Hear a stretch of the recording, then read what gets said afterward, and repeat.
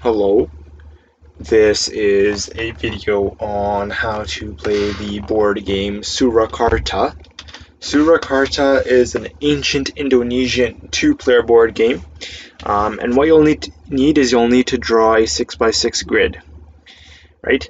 And then once you draw a 6x6 grid, you'll then need to draw 8 loops, 2 on each corner, which connect intersections. So a smaller loop connecting the, I guess you could call this the fifth intersection, with the fifth intersection on the top with the, second intersection on the right, right?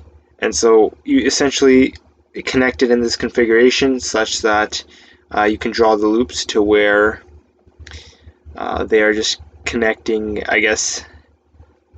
the adjacent intersection on the opposite side, if that makes sense, right? So this is the second intersection on this side, connects to the second intersection on this side. Third intersection on this side, on the left, connects to the third intersection on the top, right? And so it's harder to explain, but just by looking at the board, you can understand how to draw the board out. And so the game is quite unusual, right? Which makes it a very unique game itself. And so both players start with 12 pieces each, right? You can start with checkers, circles.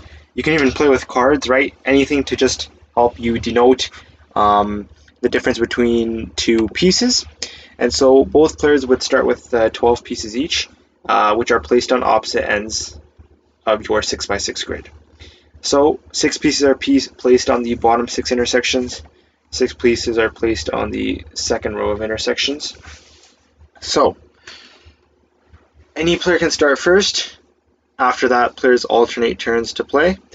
The objective of the game is to capture all of your opponent's pieces to win.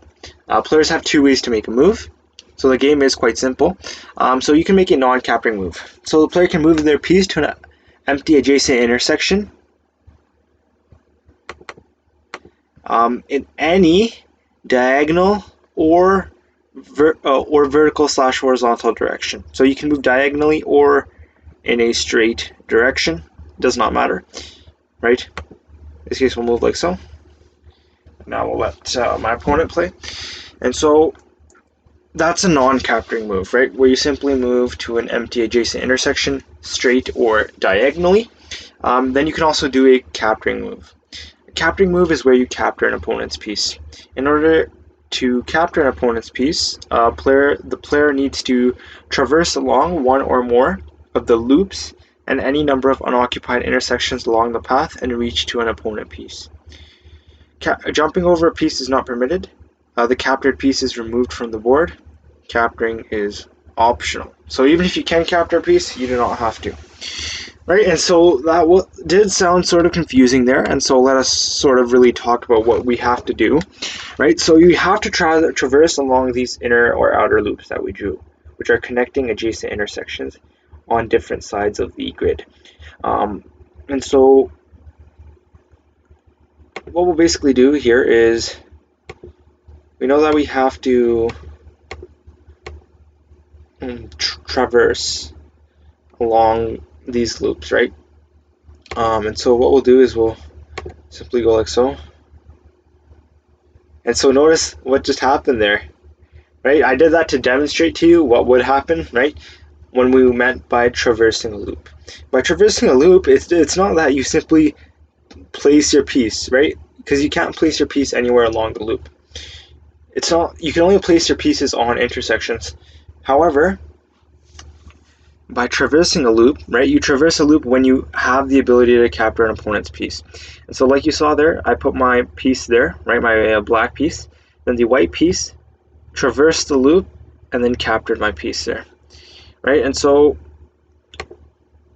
you are able to sort of to capture a piece, you are able to traverse the loop. And so normally I can't go from here to here, right? Because that's not an adjacent move. But in order to capture a piece, I can. So in order to capture a piece, you can move along the loop and any and depending on where the loop takes you, that's essentially where you end up, right? And so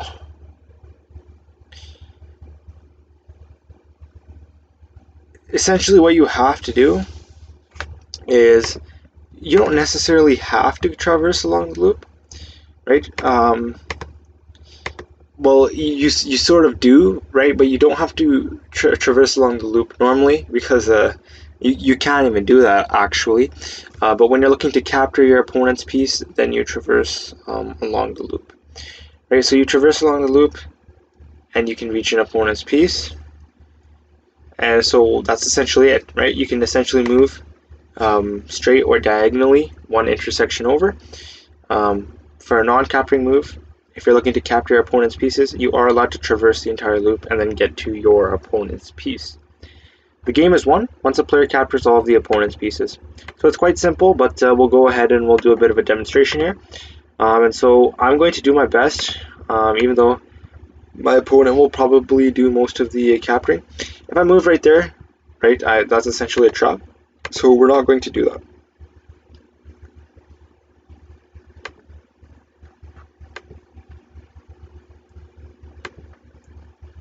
What we're going to do is we're going to move right there. So notice I had to do that to demonstrate again, okay? When traversing along a loop, when it's a non-capturing move, you can only move one diagonally or one straight, right? But when traversing along the loop, notice how that piece was right here. Or sorry, that piece was right here. And that piece not only moved here, making one move, it then traversed along the loop. So, when capturing your opponent's piece, you must traverse along the loop, but that is the only restriction.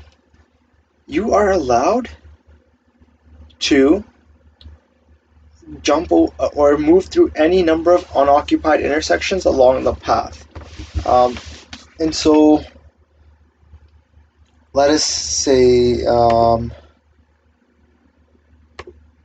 we'll talk about what that is. We'll talk about what that means, but essentially, when you're capturing an opponent's piece, the only restriction is that you have to go through the loop. That's it. You are allowed to move through any number of linear intersections to get there, right? And so I can't move up and right and then go through the loop, but I can go up as many as I want, go through this loop and capture. So you can make a linear movement in any direction for as many intersections as you can during a capture. So you'll see we want to capture this white piece right here, and we'll be able to move through 1, 2, 3, 4 intersections right there to do so. So as you saw, that's what we were able to do. And so as you can see, you are able to traverse a large distance along the board through these loops, right? You can move any number of,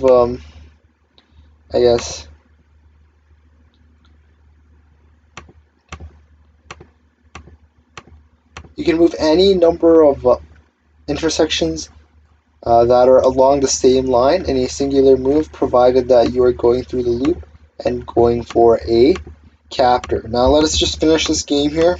It is quite simple, right? The game is won once a player captures all of their opponent's pieces. And so I am losing quite badly here, but that's okay. And so note how I can't go there, right? I can't go through the loop if I'm not going to get a capture. You can only go through the loops provided that you are able to get a capture.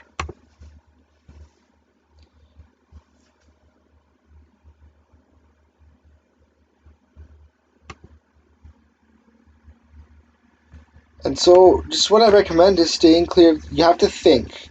You want to stay. So notice how this piece is capturing everything here, right? So this piece will be able to go back and will not really be able to do anything.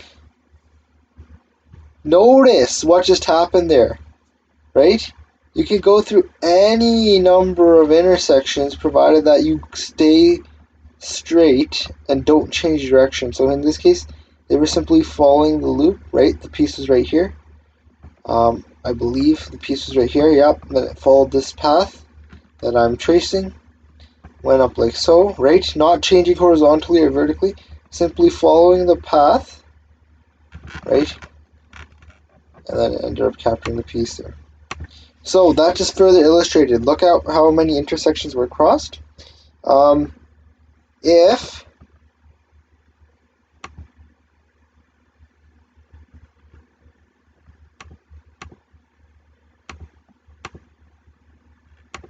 so notice how I was able to capture that piece there. Oh,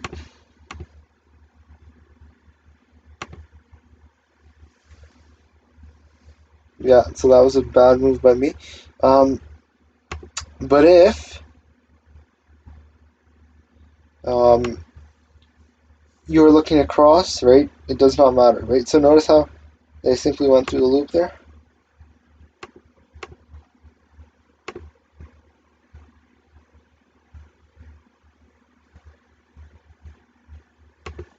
So as you can see, the game is not too bad. But we want to try to stay clear of these loops, right? And unfortunately, yeah, we did lose, right? So he's going to go back around and capture there. But we'll just go do another demonstration here. We're going to capture that white piece right there. So what we're going to do there is we're going to go like this, so. Oh, sorry, like so. No, if we're going to capture that white piece there, let me just mathematically, yeah, we're going to go through this loop, pass through all these intersections, right? You can go through any number of intersections when you're going for a capture, provided you go through the loop, right? Look at how many ways that piece right there went. But that wraps up how to play Surakarta. It's quite an easy game. It's very unique. I hope you enjoyed this unique board game. All you need is a pen, paper, draw out the board, and get 12 pieces for each player.